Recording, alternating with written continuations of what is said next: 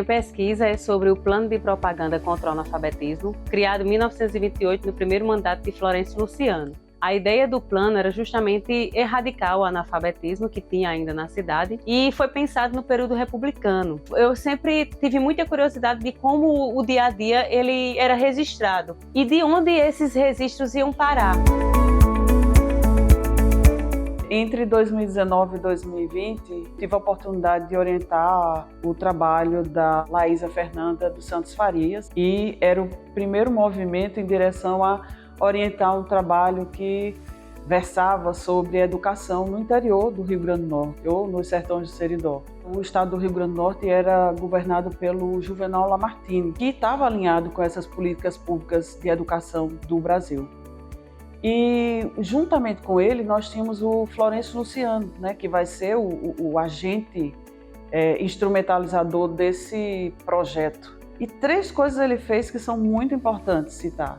A primeira foi a construção das escolas rudimentares. A segunda delas foi a contratação de pessoal especializado, professores e professoras para trabalhar nas escolas.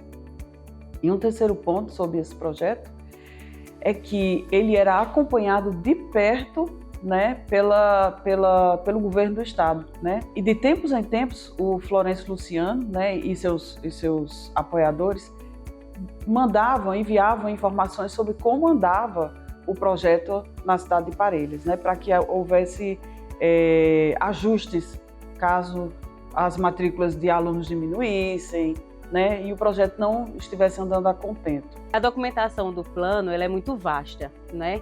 Mas toda pesquisa, como ela requer do nosso trabalho um recorte, né, uma temática específica, para eu pensar como é que as escolas do plano elas eram criadas, eu pensei em várias frentes, né? E a partir de várias documentações. Mas principalmente eu tentei pensar nos investimentos, como é que esses investimentos eles eram feitos e como é que as frequências, como é que a fiscalização ela era devolvida ao Departamento de Educação e ao Departamento de Estatística do Estado.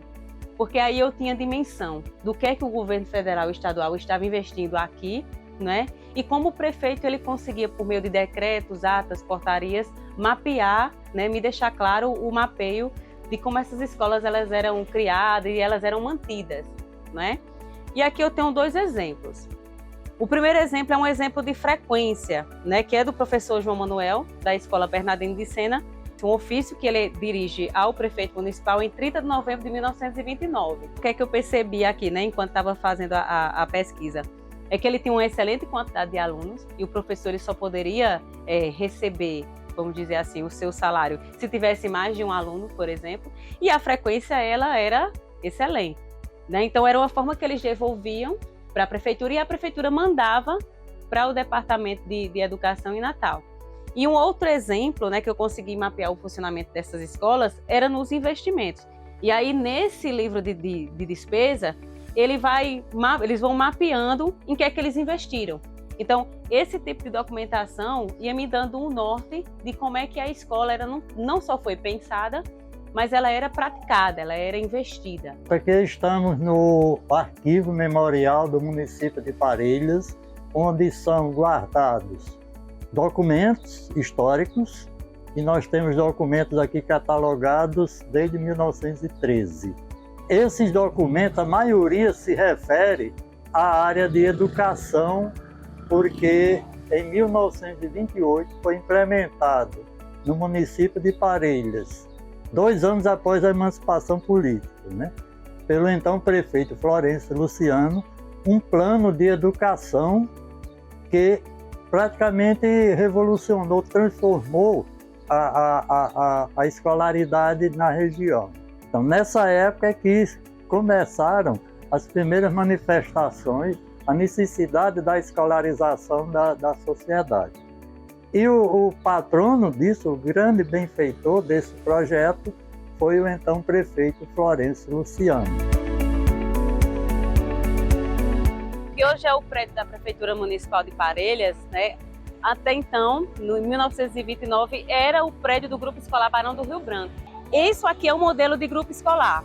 né, pela fachada mais exuberante, o fato de estar no centro da cidade. Então, um prédio de um grupo escolar, diferentemente de uma escola rudimentar, ele já é maior e mais pomposo, que era justamente uma demarcação do que a República queria.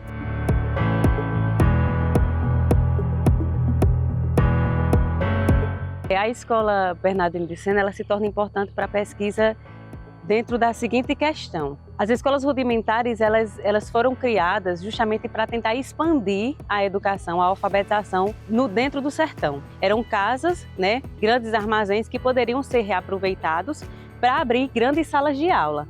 Então, pelo próprio nome rudimentar, a gente já subentende que não era uma escola como um grupo escolar, que era uma escola maior, dividida. E outra questão que a gente não pode deixar de mencionar é que as escolas rudimentares, elas eram criadas justamente na zona rural, porque a gente tem uma população predominantemente rural.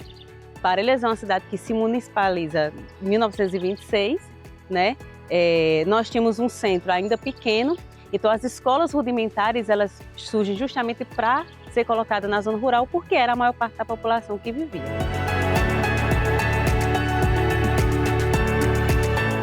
Para me ajudar a entender, a compreender o processo de criação de uma escola rudimentar, como é o caso dessa aqui, né, da Bernardino de Sena, eu utilizei diversas fontes. Elas eram mencionadas inicialmente nas atas das reuniões, né, quando as comissões de propaganda contra o analfabetismo pensavam que tipo de escola ia criar, como elas iam ser criadas, em que locais iam estar. Então, aqui era sempre mencionado. Eu utilizei também decretos, leis, né? E também uma documentação que foi a que mais me chamou a atenção e a que estava no trabalho citando a Bernardino de Sena, era justamente as frequências do professor João Manuel. Quando ele fazia as frequências dos alunos, né, e devolvia para a prefeitura de Parelhas, então eu tinha uma ideia da quantidade de alunos que tinha aqui, o que é que ele estava trabalhando dentro de sala de aula. Então eu tinha uma ideia do que era trabalhado por um professor dentro de uma escola rudimentar, seguindo aquilo que a República queria, que era justamente formar um cidadão republicano e para tentar atender, né, aquele tipo de formação humana que eles queriam naquele período.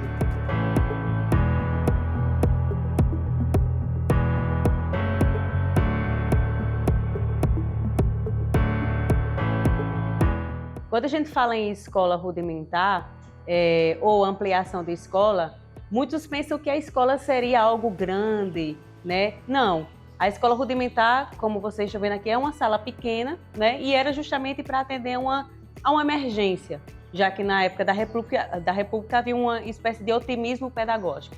A ideia era chegar no máximo, né? E no caso da minha pesquisa, o sertão ele se torna esse centro de expansão de ensino justamente para tirar a população do analfabetismo. Então, além das atas, né, dos decretos, das leis, que eu pesquisei para poder compreender o funcionamento de uma escola rudimentar e dessa daqui, né, da Bernardino de Sena, eu também usei historiadores locais, né? Tanto o Tertuliano, que eu acho que é um dos maiores historiadores aqui da cidade, quanto o próprio Manuel Neto, que é o Neco, né, que trabalha aqui nessa escola atualmente.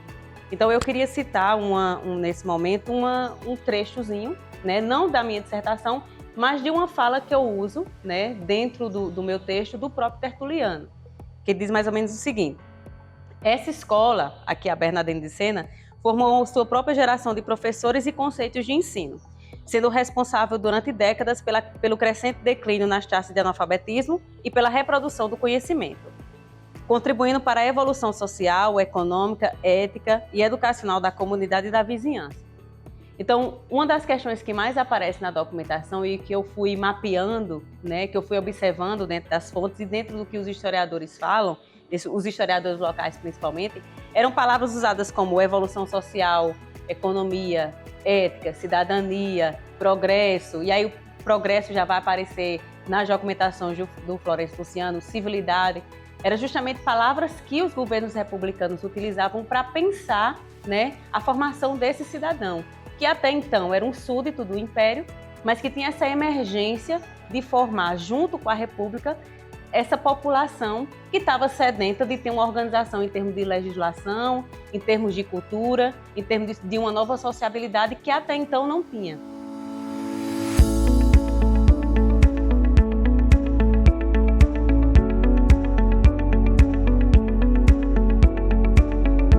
foi justamente a ideia de que o sertão ele estava contemporâneo ao que estava acontecendo na capital e ao restante do país. Né? Muito se fala, né, no que se pensa sobre os sertões de maneira geral, que são lugares afastados, né, sem diálogos, onde quase nada acontece. Só que dentro da minha pesquisa eu percebi o seguinte, que o diálogo ele era muito frequente. O sertão estava muito contemporâneo ao que estava acontecendo no restante do país. Ou seja, ele não estava distante. A educação aqui chegou, né? Ela era investida, tal qual estava sendo investida na capital e tal qual estava sendo investida em cidades como Rio de Janeiro, como na própria São Paulo. Então, a ideia aqui, né, a principal conclusão que eu tirei foi justamente um sertão em diálogo, um sertão que conversava com o restante do país e que não estava nada distante. Então, a educação ela me proporcionou isso, né? Pensar os diálogos entre o que era investido no sertão e o que era também investido junto à capital.